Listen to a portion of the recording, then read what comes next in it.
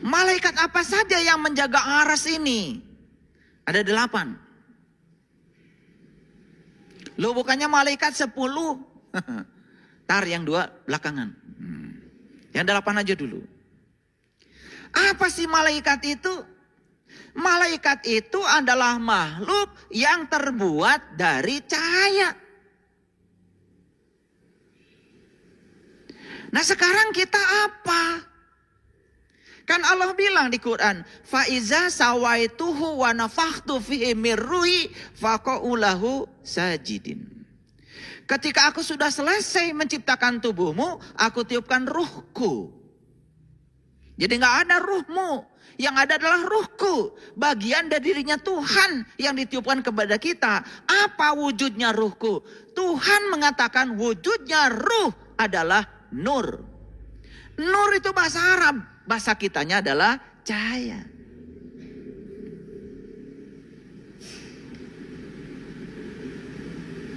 Jadi malaikat itu makhluk yang terbuat dari cahaya. Sedangkan diri kita yang sejati kan ruhku. Sedangkan ruhku wujudnya adalah cahaya. Jadi siapa malaikat? Bingung kan? Nah, kalau tidak bingung berarti sudah kosong tuh. Kalau masih bingung karena kita masih menganggap malaikat itu suatu entitas yang keluar dari diri kita. Setan itu suatu entitas yang keluar dari kita. Jadi banyak makhluk tuh. Ada manusia, ada setan, ada malaikat. Bingung kan? Iya. Padahal malaikat di sini, setan di sini, manusia di sini, Adam di sini, Hawa di sini, semua ngumpul di sini. Bagi yang tahu, kelihatan jelas. Jelas sekali kelihatan. Makanya setan itu kan sering ya diasosiasikan sebagai sesuatu yang suka membisik. Kalau membisik jaraknya jauh apa dekat?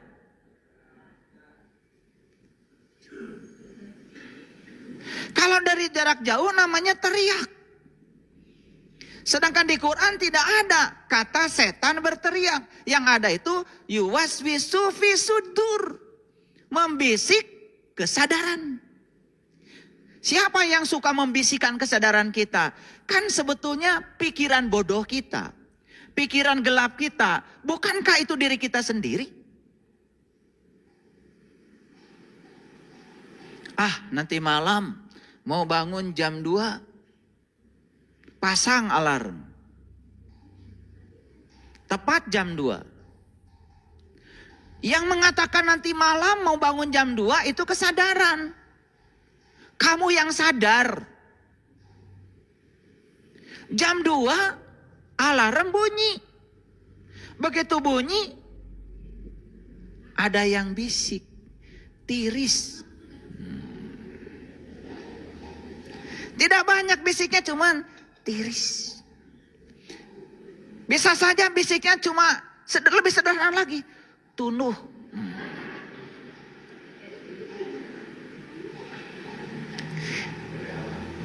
Siapa yang membisik itu?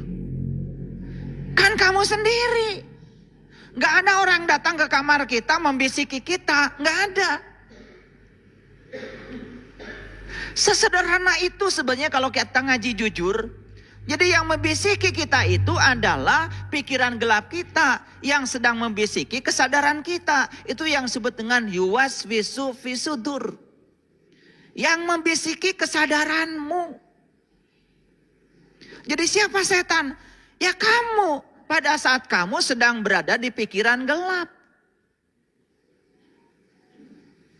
Siapa malaikat? Ya kamu juga. Pada saat kamu sedang di pikiran waras.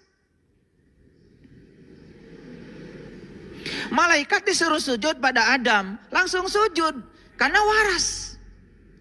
Malaikat itu bisa nembus yang dibalik Adam. Yang dia lihat bukan hanya Adam. Tetapi yang dibalik Adam. Siapa? Ruhku yang ditiupkan ke dalam Adam. Yang tiada lain adalah diri sejatinya Adam. Tapi yang namanya setan, yang namanya iblis disuruh sujud. Dia nggak mau sujud. Karena apa? Yang dilihat dari Adam bukan yang di balik Adam. Dia melihat Adam sebagai Adam. Karena apa? Buta mata kolbunya. Jadi siapa sesungguhnya setan dan iblis itu? Ya itu. Itu aja, takut ada yang tersinggung. Tuh ketawa kan? Nah itu. Nah itu. Karena kalau kita membicarakan setan, iblis, di kajian ini tidak dihadirkan setan dan iblisnya. Kita menggunjing setan dan iblis. Sedangkan menggunjing itu kan tidak boleh. Makanya saya hadirkan dulu setan dan iblisnya. Tuh kan ketawa. Biar tidak menggunjing. Kalau di depan kan gak menggunjing, namanya menasehati. Kalau di belakang bahaya. Makanya saya tidak pernah menggunjing. Karena bahaya menggunjing itu. Kalau kita menggunjingkan setan dan iblis lebih mulia. Jelas yang menggunjing itu kotor. Saya gak mau. Makanya saya hadirkan dulu setan dan iblisnya. Baru saya bicarakan. Tuh pada ketawa kan? Iya. Bajunya kayak soleh. Ya itu. Ngerti ya sampai sini? Udah, nggak usah terlalu dalam. Nah, sekarang lanjutkan. Jadi yang disebut dengan malaikat itu, ya, malaikat itu artinya adalah tekad. Malaikat itu artinya karep. Malaikat itu artinya keinginan yang sangat kuat. Dan tekad, karep, keinginan yang kuat itu disebut malak. Malaka ini malaikatun. Makanya sedikit belajar bahasa Arab supaya ngerti. Jadi malaikat itu malak, milik, kepunyaan, sesuatu yang terdalam yang kita miliki, itulah karep, tekad. Makanya yang menjaga aras itu ada 8 malaikat. Mari kita rinci. Ini urutannya harus benar. Karena selama ini yang kalian hafal urutannya kurang tepat. Alias tidak benar. Dari mana kita mengurut malaikat? Nih cara mengurutnya. Yang pertama malaikat yang harus kita kenali adalah malaikat Munkar dan Nakir. Itu dulu. Siapa dia? Dia yang bertanya di kuburan. Apa kuburan? Pasti otakmu langsung. Kuburan adalah tanah. Siapa yang ditanya? Yang ditanya adalah orang yang sudah mati. Gak ada kerjaan malaikat. Orang mati ditanya-tanya. Itu bahasa siloka yang dipahami oleh kita keliru. Kuburan yang sebenarnya adalah tanah. Tanah itu apa? Nih tanah, nih tanah. Makanya Quran mengatakan, aku ciptakan manusia terbuat dari tanah. Apanya? Jasmaninya. Karena tanah adalah unsur yang paling dominan. Tubuh kita tidak akan tumbuh hidup kalau nggak ada tanah. Karena kalau nggak ada tanah, jelas nggak ada tahu. Kalau nggak ada tanah, jelas nggak ada tempe. Kalau nggak ada tanah, jelas nggak ada daging karena nggak ada rumput. Kalau nggak ada tanah, jelas nggak ada kecap. Nggak ada tanah, jelas nggak ada nasi. Semua itu yang kita makan itu berasal dari tanah. Unsur pembantunya, suplemennya adalah air, udara, matahari, sumber api. Tetapi unsurnya yang paling utama adalah tanah. Makanya kita terbuat dari tanah. Setuju sampai sini? Ya, kita ini terbuat dari apa yang kita makan. Gak pusing kan? Makanya bentuk tubuhmu ditentukan oleh mulutmu.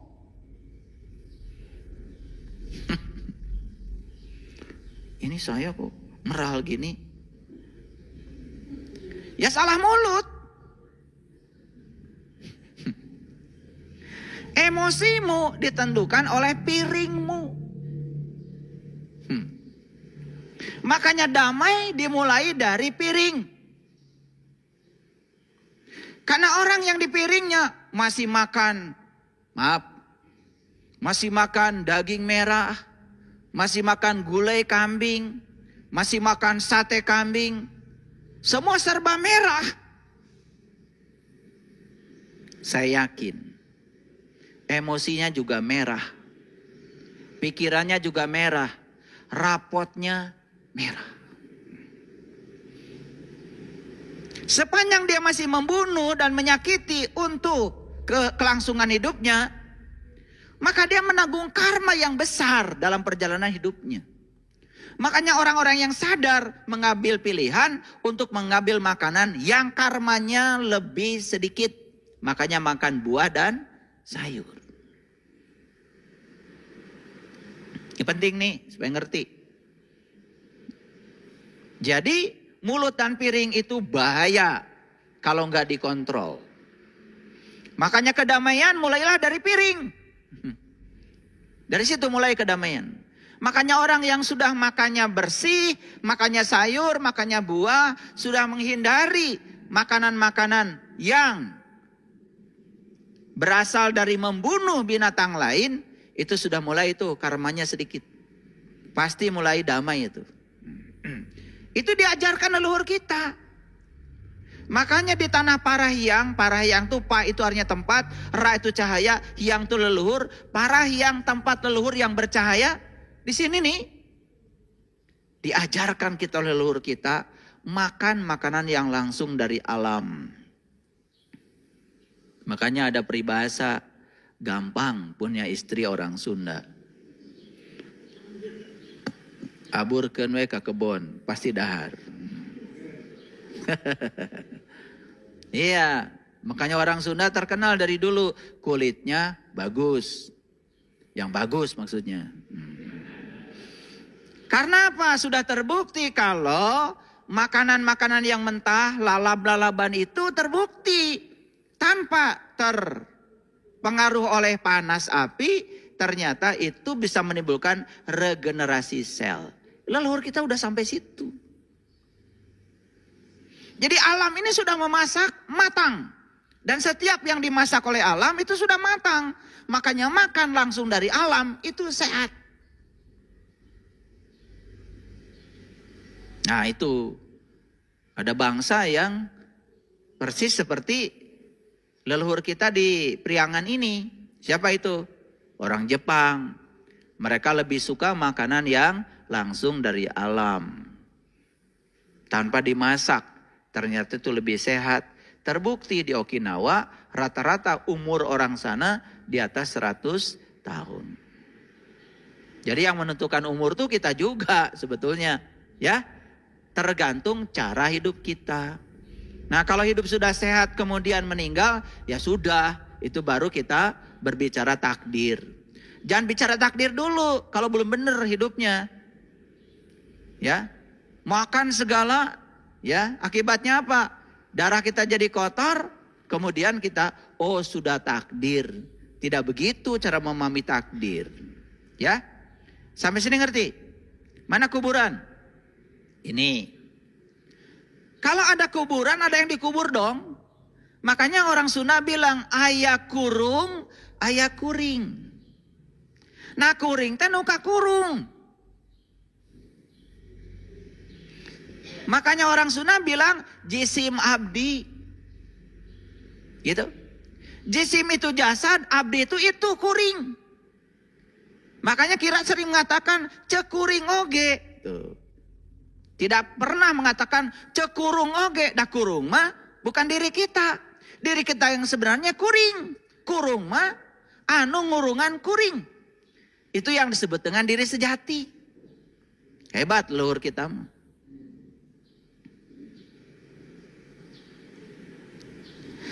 Jadi malaikat pertama yang harus kita kenal adalah malaikat Munkar dan Nakir yang bertanya di kuburan. Pernah nggak kalian bertanya, kenapa di kuburan harus ada 2 malaikat? Apa nggak cukup 1 malaikat? Pernah nanya? Pasti nggak nanya. Udah dijamin oleh saya pasti nggak nanya.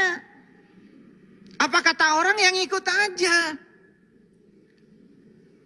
Kan begitu? Nah itulah saya itu menjadi aneh. Karena saya itu apa saja ditanya.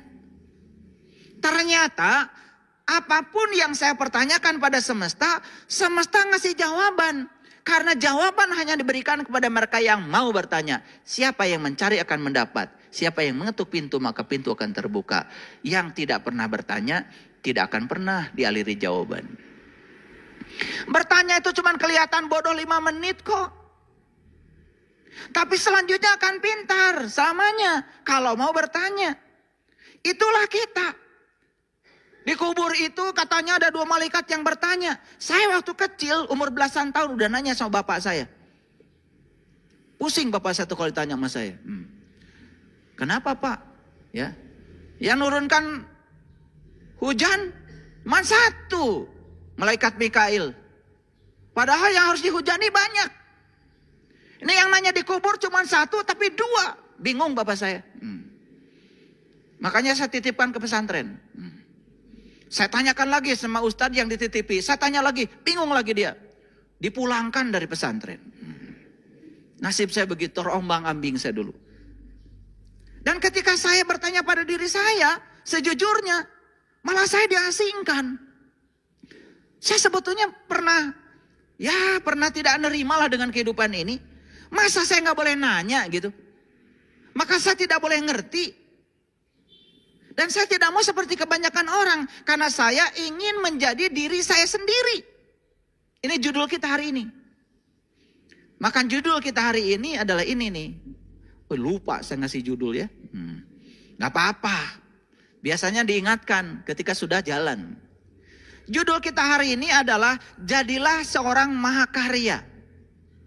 Hapus gagasan menjadi seseorang. Jadi yang disebut dengan mahakarya itu bukan yang bikin patung. Bukan yang bikin gedung. Yang bukan yang bikin pesawat. Seorang mahakarya bagi saya adalah mereka yang sukses menjadi dirinya sendiri. Stop menjadi seseorang. Nah ketika saya ingin menjadi diri sendiri, menyampaikan pertanyaan-pertanyaan kritis seperti itu, malah saya harus terasing dari kehidupan. Karena yang namanya ngaji dari kecil ya sudah. Belajar ikhfa, belajar idgham, biguna, bilaguna. Belajar itu. Belajar ikro yang namanya ngaji. Di otak saya yang namanya ngaji bukan itu. Kalau itu kan baca. Bagi saya baca belum ngaji. Dan lucunya kita kalau sudah baca kitab suci. Merasa sudah ngaji. Padahal ngaji itu kan mengkaji. Kalau saya cuma baca belum tentu mengkaji. Itu dari umur belasan tahun saya sudah begitu. Saya nanya perkara kenapa di dalam kubur itu ada 2 malaikat. Saya tanya udah keliling dunia Bapak Ibu. Akhirnya karena saya tidak puas, ya sudah. Saya tanya aja sama Allah. Tolong Allah, kasih jawaban. Saya ingin mengerti. Dan ternyata intuisi hidup. Begitu intuisi hidup, semua pertanyaan itu terjawab tanpa kata-kata. Tiba-tiba mengerti.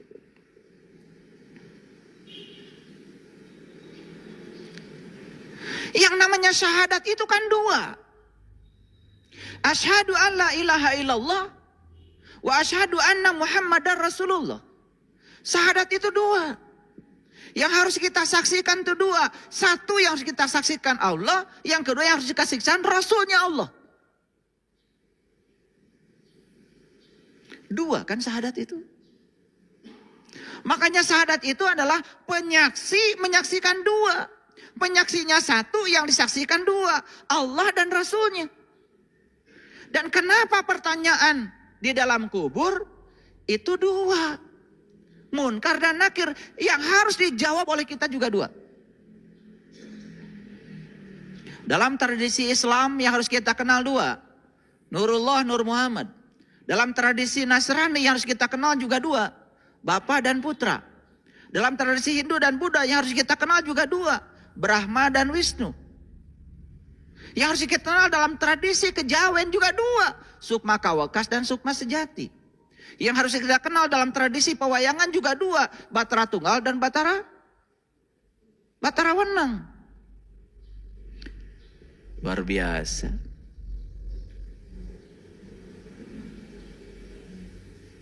Karena saat Allah meniupkan ruhku ke dalam diri kita itu tiga.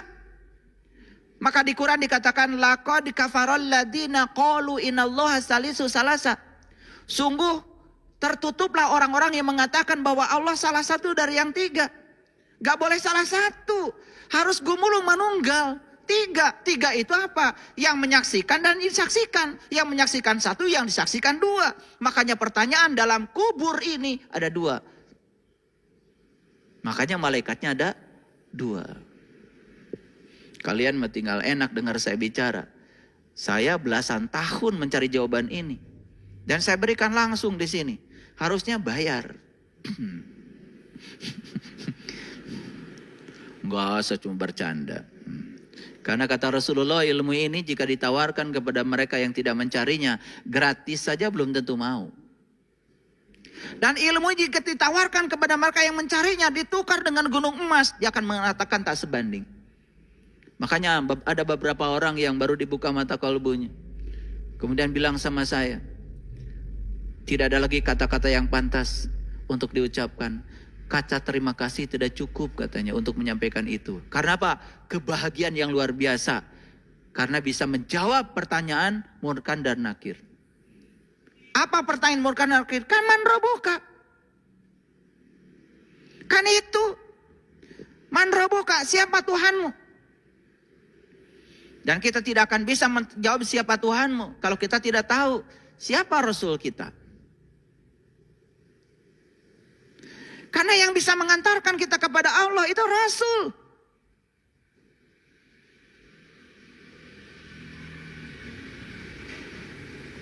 Rasul. Makanya Rasul ada dua. Ada Rasul yang syar'i, wujudnya manusia. Ada Rasul yang hakiki. Wujudnya adalah guru sejati. Ada dalam diri kita. Itu adalah usul kita. Itu wasilah kita. Itu juru selamat kita yang akan mengantarkan kita kepada Allah. Siapa yang diantarkan? Jiwa kita. Siapa yang tuju? Allah kita. Makanya jiwa harus ketemu dengan sang maha jiwa. Jadi sebetulnya kita ini sedang melakukan perjalanan. Syarat untuk melakukan perjalanan jelas. Satu, harus ada jalan. Setuju? Awas, catat. Syarat untuk melakukan perjalanan satu, harus ada jalan.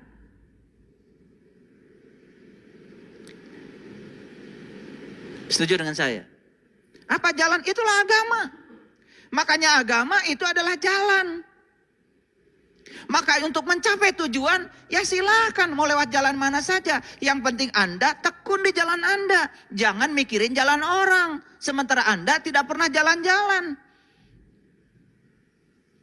Tekun.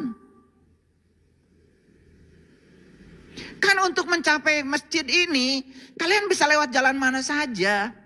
Yang dari Jakarta boleh lewat Puncak, boleh. Yang penting tekun di jalan, nyampe di sini. Lewat Cikampek, boleh. Yang penting tekun sampai di sini. Ada dari Medan, lewat Subang juga boleh kok. Asal tekun sampai di sini. Yang tidak akan sampai itu yang suka mikirin jalan orang, merasa jalannya paling hebat, tapi dia sendiri gak kemana-mana. Itu masalahnya. Sugan kahartieun. Paham sampai di sini? Syarat pertama apa? Harus ada jalan. Yo, pinter nggak? Syarat kedua apa? Belum syarat kedua. Syarat pertama bereskan dulu. Jalannya harus bagus. Harus lebar. Betul? Jangan ada hambatan. Jangan banyak bolongnya. Paham? Oke. Syarat yang kedua, tentu saja harus ada kendaraan. Mana kendaraannya? Nih kendaraan. Kendaraan terhebat yang diciptakan semesta untuk kita jalan-jalan mengantarkan sang jiwa kepada Allah adalah tubuh. Ini tubuh. Keren. Temukan rahasia tubuh. Makanya di Quran ada doa, ya Allah terima kasih engkau telah mengajarkan bagaimana cara engkau untuk mengendarai tubuh ini. Subhanalladzi syahhara lana hadza wa ma kunna lahu muqrinin wa inna ila rabbina lamunqalibun. Itu doa diucapkan kalau kita sudah bisa menggunakan kendaraan, bukan bis, bukan Innova, bukan BMW, bukan itu. Kendaraan yang diciptakan semesta adalah ini. Bisa nggak kalian menggunakan ini? Kalau sudah bisa menggunakan kendaraan ini, baru mengucapkan itu. Subhanalladzi syahhara lana hadza wa bakuna lahu muqrinin wa inna ila rabbina lamunqalibun. Kendaraan yang bisa mengantarkan kita kepada Tuhan, itu tujuan kita. Doa itu kalian pakai untuk naik angkot. Emang kalian naik angkot mengendarai sendiri kan? Tidak, duduk. Padahal kata-katanya terima kasih ya Allah, engkau telah mengajarkan bagaimana cara aku menggunakan kendaraan ini. Cara Allah mengajarkan cara menggunakan kendaraan ini, kita akan dipertemukan dengan seorang guru. Di zamannya kita dipertemukan dengan para nabi dan para rasul. Ngerti sampai sini? Satu harus ada apa? Jalan. Dua harus ada kendaraan. Makanya ini kendaraan jaga. Kalau harus makan Pertamax ya Pertamax.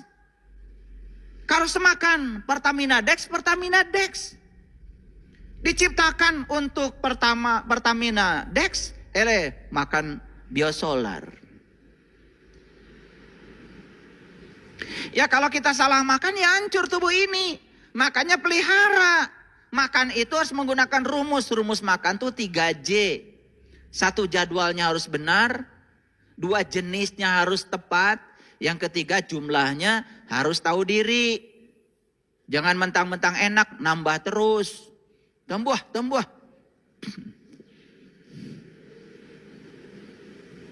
Gitu.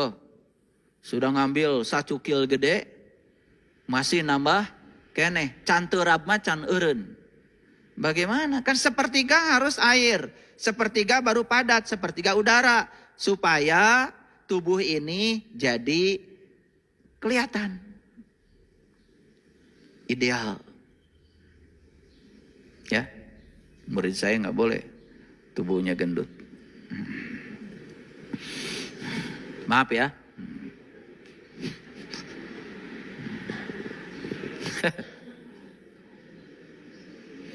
Lanjut dulu.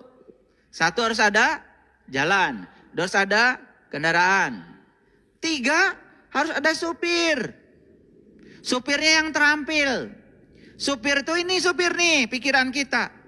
Makanya pikiran itu harus bisa mengingat, memahami, menerapkan, menganalisis, mengevaluasi sampai mensintesa. Itu yang disebut dengan keterampilan kognisi. Dan pikiran ini harus cerdas. Harus punya keterampilan solve problem. Oh, supirnya lelet keburu tabrakan. Makanya kenapa kita banyak tabrakan? Lelet. Cukup gak supir? Gak cukup. Ya jelas dong kalau kita mau jalan-jalan harus ada apa? Harus ada jalan, harus ada kendaraan, harus ada supir. Harus apa lagi?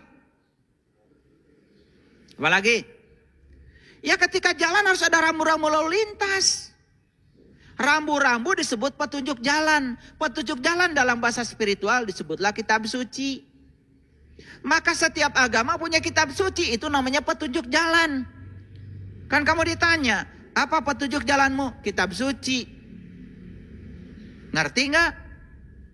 Ya kalian cuma baca doang, nggak ngerti isinya.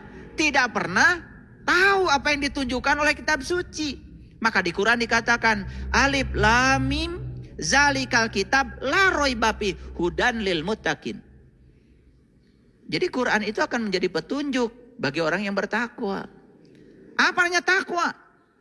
Takwa itu di Quran jelas. Di surat Al-Baqarah ayat 63 dikatakan takwa itu 1 mengambil janji, 2 mengangkat kesadaran, yang ketiga menyaksikan dia yang menunjukkan diri puncak kesadaran. Yang keempat, ingat apa yang ditunjukkan. La'allakum tattaqun, baru takwa. Apa yang takwa kamu lakukan selama ini? Gak jelas. Takwa itu laku sebetulnya. Laku yang dapat mengantarkan kita liqa kepada Allah. Perjumpaan kepada Allah. Itu jelas di Quran. Lanjut dulu. Petunjuk jalannya sudah ada? Ada, cuman kalian gak ngerti. Makanya sering salah jalan. Makanya gak nyampe-nyampe. Saya percaya ya kalau baca kitab suci udah pada rajin. Tapi ngertinya saya ragu. Padahal dikatakan kita sudah merasa ditunjuki jalan kalau sudah mengerti. Itu masalahnya. Sibuk baca sementara tidak mengerti. Lanjut, cukup? Gak cukup.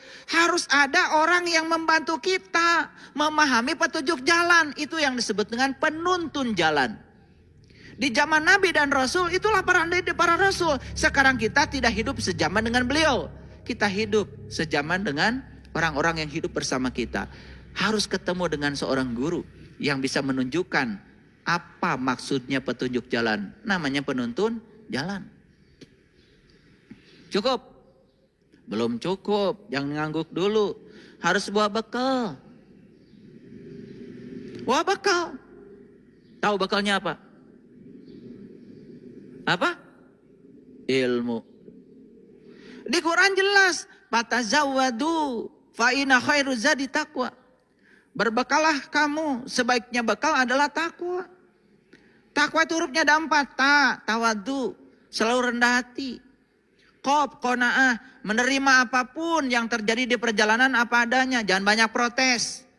Waro, malu sama Allah, malu sama diri, malu sama sesama. Sehingga punya adab dalam proses berjalan. Yang keempat alif itu ikhlas. Itu bekalnya. Cukup? Belum cukup. Harus ada penumpangnya. Siapa yang mau dianterin? Siapa penumpangnya? Itulah dirimu, itulah jiwamu, itulah penumpangnya. Sadar nggak? Wah, hidup adalah perjalanan. Kalau sadar hidup adalah perjalanan, berarti kita harus mencapai tujuan. Tujuan kita mengembalikan sang jiwa yang berasal dari Allah kepada sang maha jiwa untuk memenuhi ayat innalillahi wa inna ilaihi rajiun. Gitu. Makanya malaikat yang harus kita kenal pertama kali adalah malaikat Munkar dan Nakir. Supaya kita ketemu dulu Allahnya, ketemu Rasulnya. Supaya sang jiwa itu tidak berjalan sendiri. Ada pendampingnya, ada guru sejatinya yang mendampingi. Insya Allah dalam perjalanan tidak akan salah jalan. 1. Malaikat yang mana lagi yang harus kita kenal? Yang kedua. Malaikat yang kedua yang harus kita kenal adalah malaikat Ijrail. Apa tugasnya? Apa tugasnya? Pada pintar biasanya kalian. Kalau urusan ngapalin kayak gitu-gitu udah keren lah pokoknya. Disangkanya ntar di akhirat mau ditanya gitu ada ujiannya. Siapa malaikat pencabut nyawa? Ijrail gitu. Gitu? Gak penting. Yang paling penting sekarang kita kenal dan ketemu dengan malaikat itu. Kan malaikat saya bilang tadi tekad, karep. Malaikat Ijrail tugasnya apa? Mencabut nyawa. Makanya kata Nabi, mut anta qabla mut. Belajarlah mati sebelum kamu mati. Kata orang tua kita, kamu harus bisa mati sak jeroning urip. Supaya kamu bisa kenal jati dirimu. Harus belajar ilmu sangkan paraning dumadi. Ilmu sangkan paran. Dari mana kamu asal, apa tugasmu, setelah ini kamu mau kemana? Untuk bisa menjawab pertanyaan itu, kamu harus berkenalan dengan malaikat Ijrail. Agar kamu bisa belajar mati selagi hidup. Agar bisa mengalami ayat, kullun nafsin zaikatul maut. Belajar merasakan mati. Ayo, pikirkan kata-kata saya. Belajar merasakan mati pada saat setelah mati atau masih hidup? Masih hidup atuh. Kalau sudah mati, kita tidak akan pernah bisa merasakan rasanya mati. Merasakan rasanya mati harus hidup. Makanya kullu nafsin zaikatul maut, setiap yang bernyawa harus merasakan rasanya mati. Merasakan rasanya mati sekarang mumpung masih hidup. Sok yang waras pikirannya. Orang yang mati tidak akan merasakan mati. Namanya juga mati. Kan merasa itu harus hidup. Ini ngerti nggak saya ngomong? Banyak berkenalan dengan malaikat yang kedua, namanya malaikat Ijrail, supaya kita belajar mati sakjroning urip, supaya kita belajar untuk mematikan diri.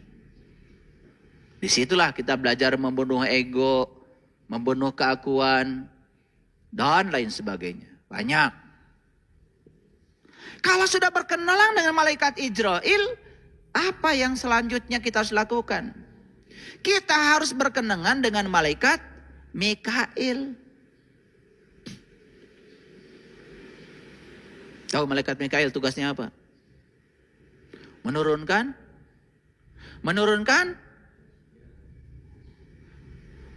rezeki. Apa sih rezeki yang paling besar, yang paling agung apa? Duit? Harta gitu? Ya Allah.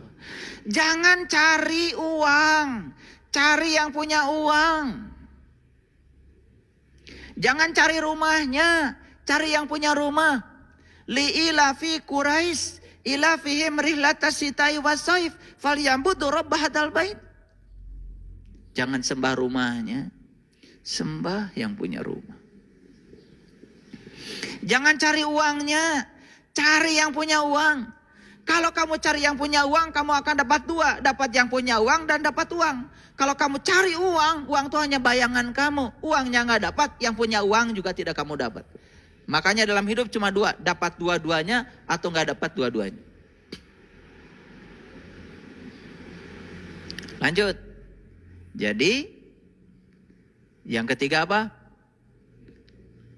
Malaikat Mikail. Siapa malaikat Mikail? Yang menurunkan rezeki, betul. Rezeki yang paling agung ya Allah. Mau cari apa?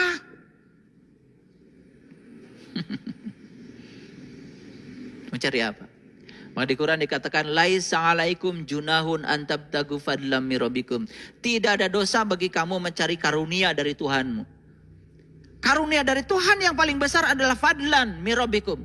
Keutamaan dari Tuhan. Keutamaan dari Tuhan adalah Tuhan itu sendiri. Itu dulu. Bab itu selesaikan. Kalau besok pun harus mati, gak apa-apa. Kenapa? Sudah tahu jalan pulangnya. Itulah tugas malaikat Mikail. Menurunkan apa? Rezeki. Rezeki yang paling agung apa? Ya Allah. Kalau sudah sampai kepada Allah, dibantu oleh Munkar dan Nakir, dibantu oleh Ijrail, dibantu oleh apa? Tadi Mikail. Maka kita pun akan menjadi mudah berkenalan dengan malaikat Israfil. Siapa Israfil? Yang meniup sangkakala. Tandanya apa sangkakala ditiup? Tandanya kiamat, tandanya bangkit. Maka kamu akan mengalami hari kebangkitan. Bangkitnya apa? Bangkitnya kesadaran. Indah ya? Sudah berapa malaikat? Munkar Nakir sudah. Ya toh? Ijrail sudah. Mikail sudah. Israfil sudah. Udah berapa? 5 tuh. Munkar Nakir kan 2. Ijrail 1. Mikail 1. Israfil 1. 5 ya. Jangan korupsi. Udah 5 tuh. Kan 8 semuanya. Oke. Nah kalau sudah sampai di Israfil, sudah kiamat, sudah mengalami kebangkitan kesadaran, sudah tahu jati diri, sudah tahu dari mana asal, kemana harus pulang. Di situ kita akan menemukan kedamaian yang luar biasa. Masuklah kita kepada malaikat Jibril. Siapa Jibril yang menurunkan wahyu? Wahyu itu adalah getaran-getaran ilahi. Kita nggak belajar itu, nggak belajar ini, tiba-tiba ngerti. Itu namanya miladun ka ilman. Itu yang namanya ilmu laduni. Pintar tanpa belajar, cerdas tanpa berlatih. Makanya kalau ketika saya sedang memberikan BMK, kalian perhatikan. Nanti kalau kalian sudah menyaksikan pusat semesta pada diri kalian sendiri, baca ayat mana saja kalian mengerti sendiri. Betul? Baru kaget. Loh, gampang ya memahami Quran. Baru kaget. Itu yang disebut dengan melampaui kecerdasan pikiran. Itulah para nabi, para rasul. Gak sekolah, gak pernah masuk bangku kuliah, tidak pernah belajar di akademik. Tapi beliau itu adalah bisa menguasai ilmu apa saja. Itulah pentingnya anak-anak kita harus belajar ilmu yang benar. Belajar ilmu yang melampaui intelektualitas. Namanya ilmu kesadaran. Di situ kita akan memasuki yang namanya intelijensia. Sudah ketemu berapa malaikat sekarang? 6. Alhamdulillah ya. Semua ada di sini kan? Munkar dan Nakir yang bertanya, siapa Tuhanmu? Siapa dirimu? Sudah lewat Munkar dan Nakir. Sampai menemukan jawaban Allah dan Rasulnya. Malaikat Ijrail, kita belajar mati sak jerning urip. Malaikat Mikail, turunnya keutamaan dari Tuhan. Tuhan itu sendiri. Malaikat Israfil, bangkit kita dari keterpurukan, bangkit dari ketidaksadaran, mengalami kiamat yang sesungguhnya. Kiam itu artinya bangkit. Masuklah kita fase berikutnya, malaikat Jibril. Pintar tanpa belajar, cerdas tanpa berlatih. Masih ada 2 lagi. Malaikat siapa?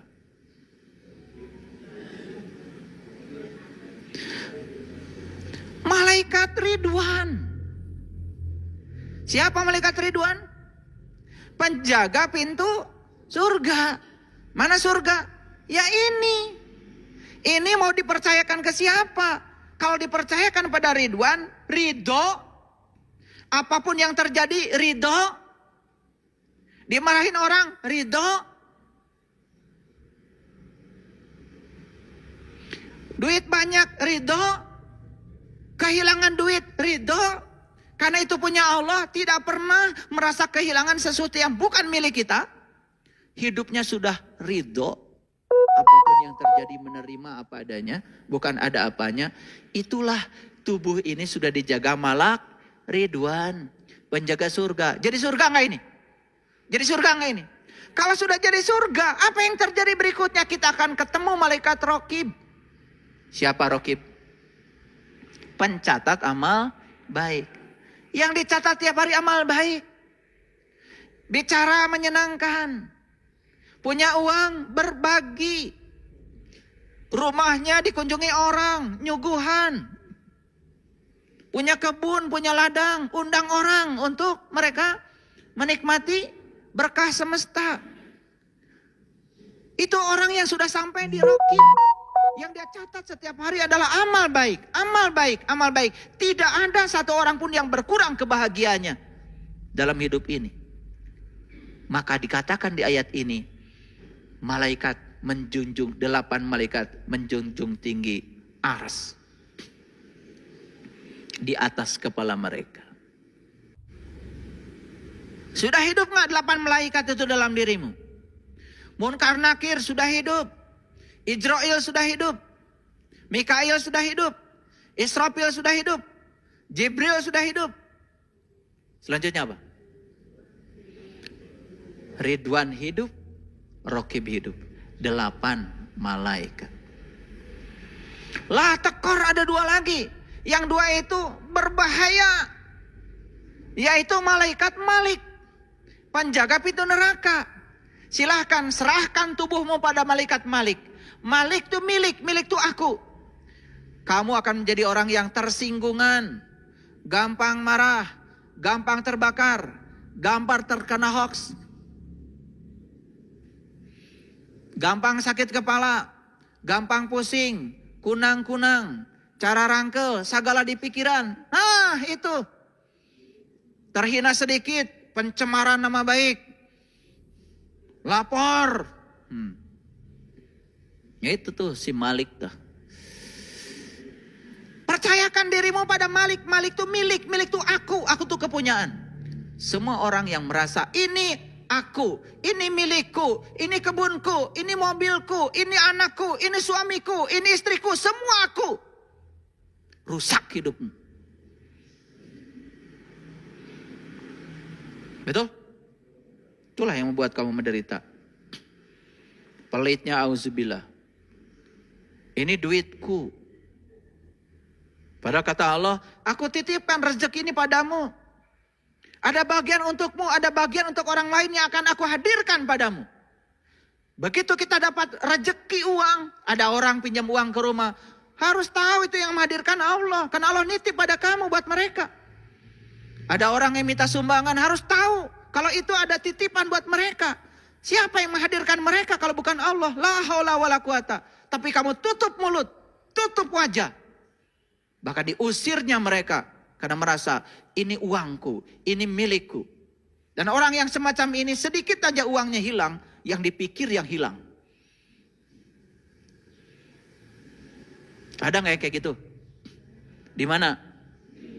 Nah loh. Ini ngajinya kemana aja selama ini? Kalau ngapalin malaikat kalian udah lancar. Tapi praktek, mempraktekkan malaikat dalam hidup, mulai gagu.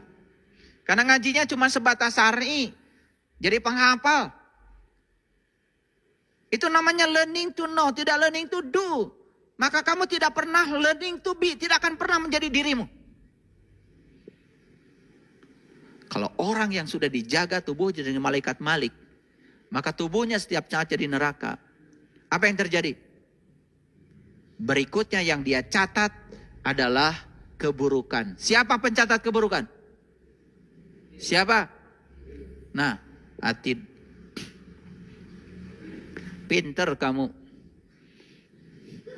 Apalagi keburukan orang. Catat terus. Bahkan punya daftar keburukan orang. Orang gila itu. Makanya Quran itu hebat. Quran mengatakan kalau aras ingin dijaga kesuciannya, percayakan pada 8 malaikat. Dan jangan coba-coba kamu percayakan pada 2 malaikat. Malik dan Atid. Begitu kita jaga tubuh ini dengan Malik, saya kasih tahu. Yang kamu lakukan setiap hari adalah keburukan. Makanya, saya tempo hari memberikan kajian. Tabi'in Wahab bin Munabih, salah satu ahli fikih, menyampaikan 5 ciri orang bodoh. Yang pertama, orang bodoh itu kalau bicara semakin kelihatan bodohnya. Yang kedua, orang bodoh kalau diam tambah kelihatan bodohnya. Itu bahayanya jadi orang bodoh, bicara tambah kelihatan bodohnya apalagi diam. Yang ketiga, orang bodoh kasih sesuatu pada dia, rusak. Rusak. Kasih jabatan, rusak masyarakat. Kasih HP, rusak. Di tangan orang bodoh, HP itu rengat.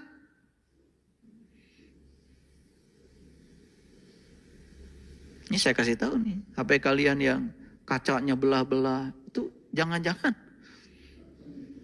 Ya jangan-jangan karena bodoh. Saya tidak mengatakan kamu nggak sekolah. Mungkin saja HP-nya kebanyakan dipakai gosip, retak juga. Karena orang bodoh itu apa saja berita dianggap benar. Iya. Ada orang kirim WA, tanda-tanda kiamat sudah dekat. Dia juga belum baca seutuhnya udah kirim ke temannya, share lagi. Dasar orang bodoh. Amati dulu, benar nggak itu? Itu rusak. Yang keempat, ciri orang bodoh apa? Kasih amanah dia, pasti hianat.